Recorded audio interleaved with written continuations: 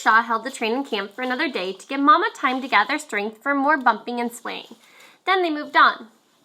Rain began again, heavier than before. Everyone said it was the rainiest spring the Missouri Valley had ever known. For almost the whole month of June, the travelers rarely saw the sun. Almost everyone had a cold. Many were down with strange fevers. Papa, although half sick himself, went from wagon to wagon prescribing poultices and hot drinks, though seldom was there a chance to heat water. In the steady downpour, it was almost impossible to build a fire. Food was poorly cooked, if at all. The children, damp and feverish, did not want to eat the half-raw bacon, but Papa insisted. "It will give you strength," he told them. Only Bossie's warm milk tasted good. Catherine and her sisters cowered in the wagon through terrible storms of thunder and lightning, worse, Mama said, than she had ever known before. Papa and the boys struggled to calm the frightened oxen and keep them moving. No matter what happened in the way of weather, the wagons must go forward, though it might be only a few miles a day. To pass the long hours, Frank invented a new game, which he taught to Catherine and Elizabeth when the little ones were napping. To play the game, one stepped down from the high seat to the wagon tongue while the vehicle was in motion, then jumped over the flank of the ox to the ground. The one who jumped the furthest and still landed on his feet won the game. Both Catherine and Elizabeth, being light and wiry, were good at it and often beat Frank. Catherine especially loved it. Jumping made her feel like a bird flying. "Don't your kids know that is dangerous? You might fall and get hurt." "Papa lets us do it," Frank replied. Mama, lying in the wagon, called out to know what the man had said and why. She asked Papa, "Do you think it is safe for the girls to jump from the wagon when it is moving?" "They don't have much fun, Naomi. Long as they are careful, I think it's all right." At last, on the 4th of July, the sun came through. The best celebration they could have, Mama said. Since they were the last company in line and their stopping would not hinder the others, Captain Shaw gave them a day of rest so the woman could air and dry the damp clothing and bedding. If they could once get dry, Papa said, people would recover from the colds afflicting so many. He and Mama were both coughing.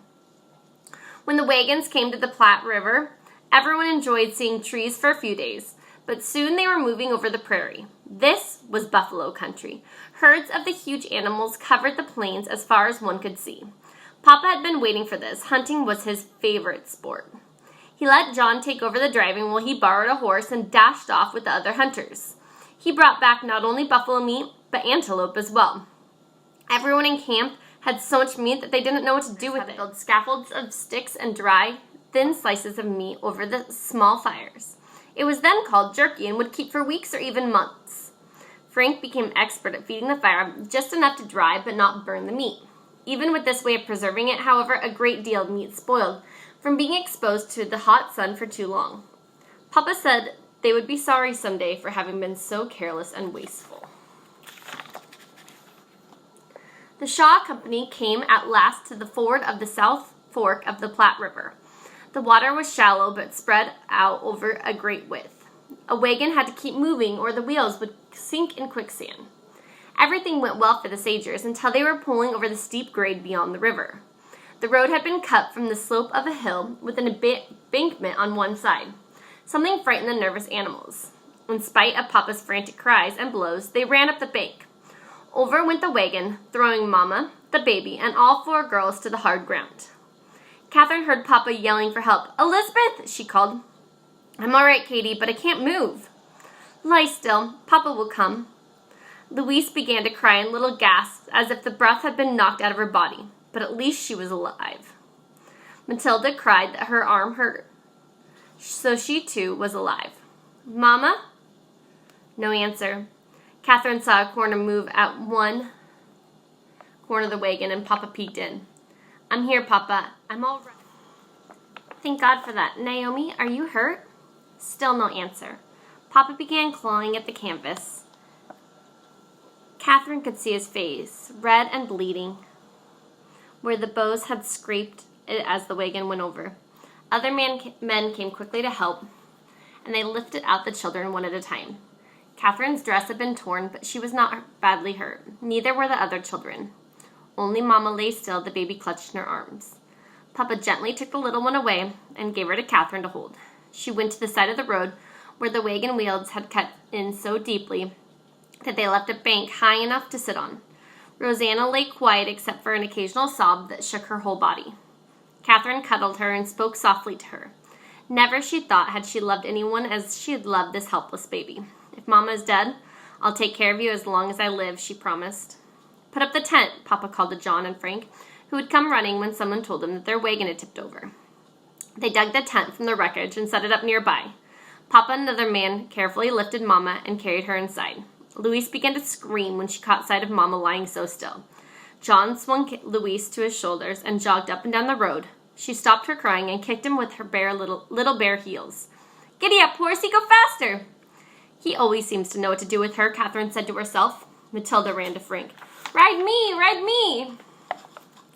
"You're too heavy. Let's walk together." Elizabeth sat down beside Catherine. She was still shaking. And Catherine shifted the baby to one arm so she could put the other around her troubled sister. "Mama's dead, isn't she?" Elizabeth whispered. "We don't know." Many men had come. They righted the wagon, untangled the frenzied oxen, and rehitched them. Under Frank's direction, they began repacking the wagon. It seemed a miracle that not much was broken, only thrown into a sickening mess, with sour milk from the churn running over everything. Ooh. Women brought cloths and pans of water. They scrubbed, shook blankets, drawed ticks and feather beds, and put everything back in place. After what seemed hours, Papa came out of the tent, mopping his forehead. He smiled at the girls. Catherine thought that smile was like the sun breaking through the clouds. "She was badly shaken and hurt some, but she will be all right. She wants you to bring her the baby." Catherine felt as if she had been holding her breath for hours. Now she could let it out. "Mama is alive," she thought, and the wonder of it filled her soul. Captain Shaw rode up to Papa. "Do you think she can travel?" "If we must, Captain. Even at best, it will be dark by the time we get to the camping place the scouts have found." "All right. Will someone lend me a hand to carry her?" The boys had the tent down almost before they got Mama out of it. She smiled at the girls. "Oh, but she is a stout-hearted woman," Catherine thought. Papa saw that everyone was back in the wagon, then climbed up to the high seat and cracked his whip. No matter what happened, the wagon train must go on.